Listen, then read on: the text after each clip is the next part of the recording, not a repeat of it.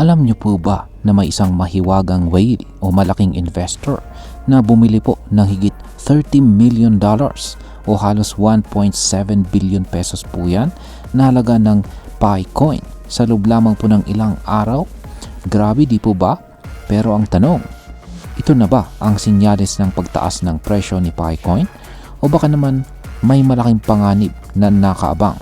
Kaya sa video na ito ay pag-uusapan po natin ng mas detalyado kung ano po ang nangyari, bakit po ito mahalaga, at ano ang posibleng epekto nito sa presyo ni Picoin. Kaya ayan, bago po tayo magpatuloy ay pakibasa na lamang po muna ang disclaimer dito sa ibaba ng ating screen. Ngayon is simulan po natin kung sino po ang mahiwagang whale na ito na bumili ng milyong Picoins. Yan, dito po sa mundo ng crypto, ang salitang whale ay tumutukoy po ito sa isang investor na may malaking kapital at kayang pagalawin ang market dahil sa laki ng kanilang mga transactions. Sa pagkakataong ito, isang unknown whale o hindi po kilalang whale ang biglang bumili ng higit 48 million na Picoins mula po sa exchange na si OKX. Ayon sa balita mula sa Pi News, nagsimula ang pagbili ng whale sa 7.5 million na Picoins na agad din itong inilipat sa isang external wallet. Pero hindi po siya tumigil dito. Sa loob ng ilang araw, umabot na po sa mahigit $30.5 million ang halaga ng kanyang kabuuang investment dito kay Picoin. Para sa ilang mga tao, ito ay malinaw na indikasyon ng malalim na kumpiyansa ng whale sa magiging performance ni Picoin sa hinaharap. Ang ganitong kilos ay pwede pong magbigay ng signal sa ibang investors na may potential talaga itong si Pi Network na tumaas. Kaya maaaring magsimula ang FOMO or fear of missing out. Ngayon ay ano po ang epekto ng pagbili ng whale na ito sa presyo ni Picoin? Ayan, sa mga huling oras ay nakita po natin na unti-unting tumataas si Bitcoin at umabot ito sa presyong $87,500 habang si Ethereum naman ay umabot din sa $1,650. Kasabay po nito ay sumabay na rin sa green zones itong si Picoin kahit papaano. At as of ngayon, April 21 ay naglalaro po ito sa presyong 0.63. Yan, tumaas po siya ng 1.5% sa loob ng isang araw. Hindi man ganun kalaki ang pagtaas ni Picoin kumpara sa mga leader sa crypto, ang ganitong galaw ng whale ay pwedeng magpahiwatig na may paparating na mas malaking price rally. At bakit? Dahil ang pagbili po ng maraming Picoins ay nababawasan ang supply sa market. At kung mananatiling mataas o tataas pa ang demand, ang pagbaba po ng supply ay pwedeng magtulak pataas sa presyo. Parang simpleng batas po yan or law of supply and demand lang po yan. Dagdag pa rito, ang confidence ng whale ay pwedeng makahawa sa mas maliit na investors. Kapag nakita po nilang meron pong isang malaking whale na pumasok, baka pumasok na rin sila. At kapag maraming sabay-sabay na bumibili, natural po na tataas ang presyo. Yan.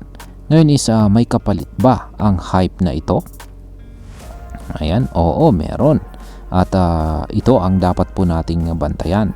Ayon po sa ulat ay may naka-schedule na token unlock sa susunod na mga linggo. Ibig sabihin ay may halos 210 million na Picoins na i-release sa market sa loob ng 30 days. Ang pinakamalaking araw ng release ay magaganap po sa April 30 kung saan ay 11.2 million na Picoins ang sabay-sabay na magiging available. Kung ikaw po ay isa sa mga early adopters o mga naunang nagmina dito kay Picoin noong wala pa itong halaga, ito na ang pagkakataon natin na i-convert ang ating tokens sa totoong pera. At kapag marami po ang sabay-sabay na nagbenta, maaaring bumagsak po ang presyo ni Picoin. Isa pa ay may nangyari na rin noong nakaraan. Noong mag-unlock ng malaking bilang ng tokens, ay bumaba po si Picoin ng double digits sa loob lamang ng isang oras.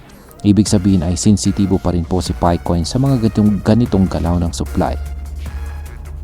Ngayon is ano naman po ang koneksyon ng whale activity sa token unlock. Ayan, mahirap sabihin kung ang whale ay aware sa mga paparating na token unlock.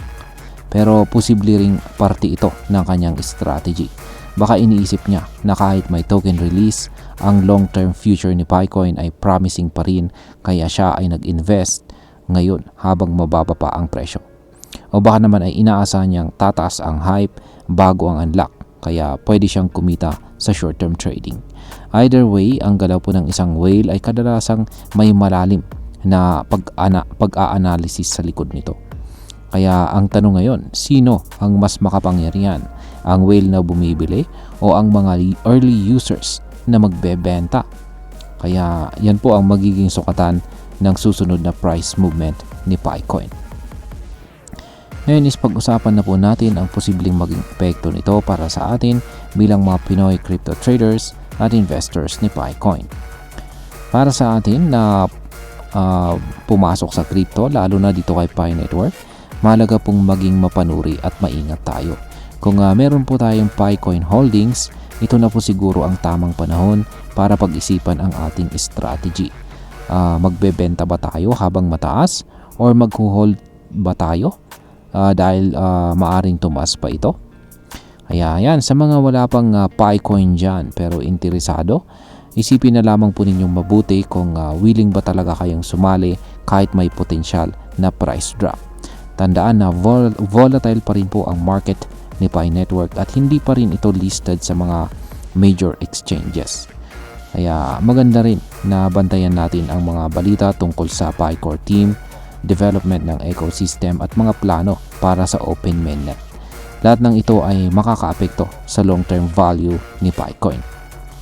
Yan, bilang panguli, ang masasabi ko naman po tungkol dito ay ang galaw ng whale ay isang malaking hakbang para sa Pi Network.